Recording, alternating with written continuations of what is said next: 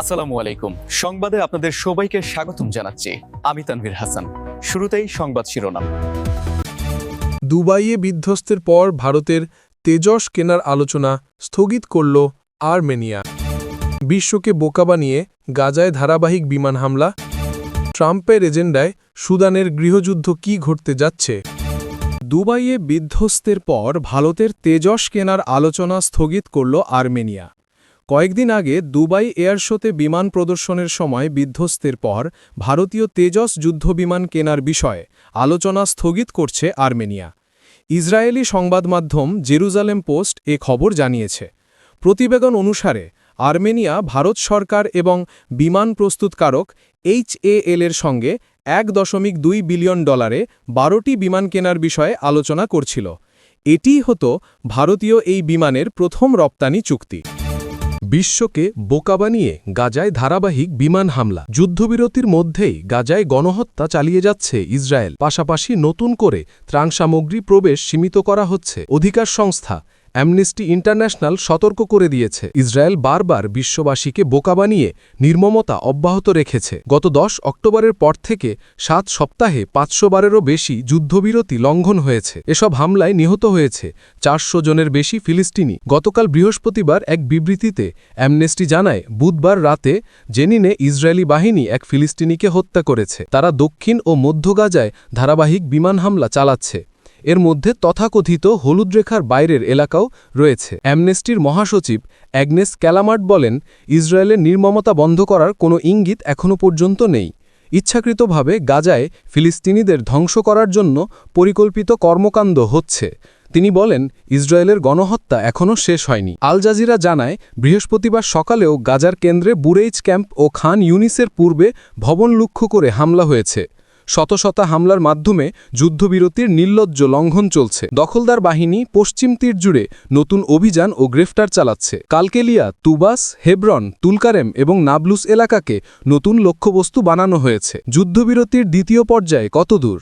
যুদ্ধবিরতির দ্বিতীয় পর্যায়ে কিভাবে বাস্তবায়ন করা যায় তা নিয়ে আলোচনা চলছে।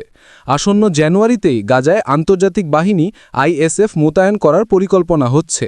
তাছাড়া গাজা পরিচালনায় আন্তর্জাতিক কর্তৃপক্ষ গঠনের কাজও চলছে। সমন্বয় কেন্দ্রের একজন আমেরিকান কর্মকর্তার বরাত দিয়ে ইসরায়েলি চ্যানেল 14 জানিয়েছে, জানুয়ারিতে ISF-এর প্রথম সেনাদল গাজায় পৌঁছাবে। 2026 সালের এপ্রিলের শেষ নাগাদ সম্পন্ন হবে নিরস্ত্রীকরণ প্রক্রিয়া।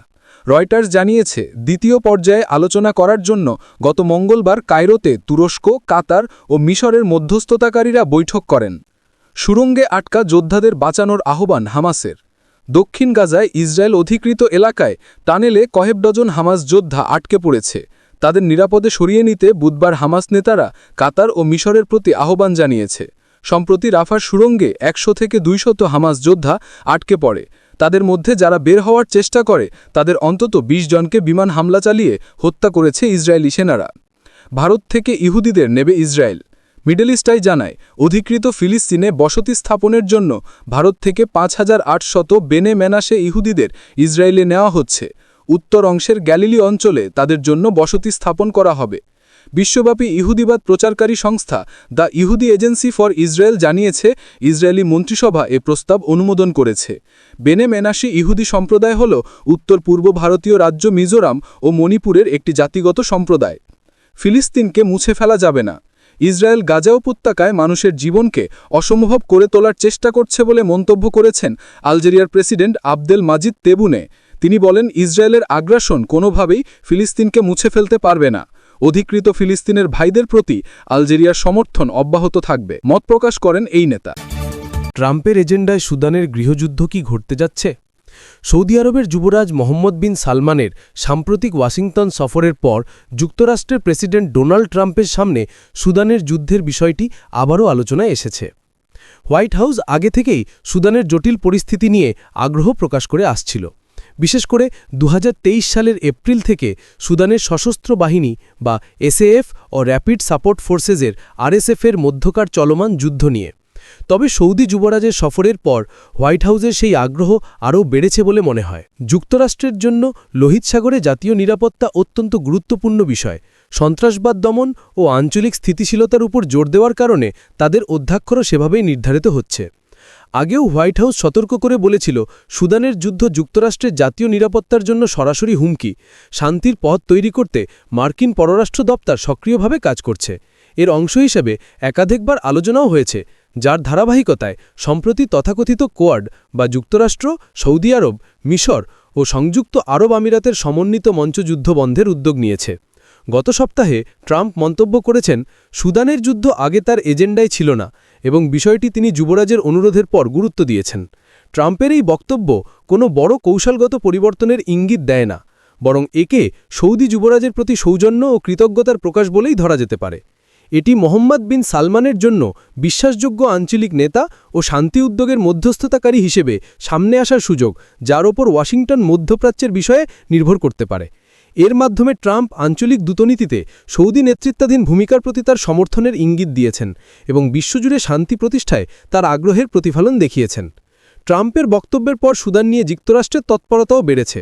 শুক্রবার মার্কিন পররাষ্ট্রমন্ত্রী মার্কো রুবিও সংযুক্ত আরব আমিরাতের পররাষ্ট্রমন্ত্রী শেখ আবদুল্লাহ বিন জায়েদের সঙ্গে ফোনে কথা বলেন, যা সুদান ইস্যুতে যুক্তরাষ্ট্রে নতুন করে সক্রিয় হওয়ারই উদ্যোগ এসেছে অত্যন্ত দেরিতে, এক সংকটময় সময়ে।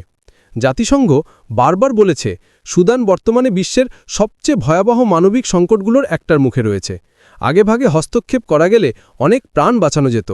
যেমন সম্প্রতি এলফাশির শহরটি আরএসএফ বাহিনীর দখলে চলে যাওয়া ঘটনা ঠেকানো গেলে নিরস্ত্র বেসামরিক মানুষের উপর ব্যাপক নৃশংসতা রোধ করা সম্ভব হতো। একই সঙ্গে মানবিক বিপর্যয়ও কিছুটা কমানো যেত।